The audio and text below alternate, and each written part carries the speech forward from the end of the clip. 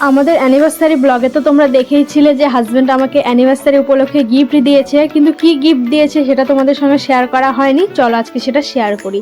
দেখো, এবছর আমাদের হাতের পরিস্থিতি খুবই খারাপ, কারণ বাবার শরীরটা প্রচণ্ড খারাপ। বাবাকে হার্টের চিকিৎসা করানোর জন্য বাইরে নিয়ে যেতে হবে, আমাদের বালুঘাটে হবে না। তবুও যে ও ওর সামর্থ্যের মধ্যে দিয়ে আমাকে কিছু দিয়েছে, এটাই আমি খুশি। তো তোমরা হয়তো গেস করতে পেরেই গেছো, এটা হচ্ছে পায়ের নুপুর। আমার না নুপুর ছিল না, আমার পায়ে যে নুপুরগুলো দেখতে ওগুলো হচ্ছে এমনি দোকান থেকে নেওয়া, কিন্তু এটা হচ্ছে চাঁদির। দেখো, খুব সুন্দর সিম্পলের মধ্যে ডিজাইনটা আমার তো বেশ পছন্দ হয়েছে।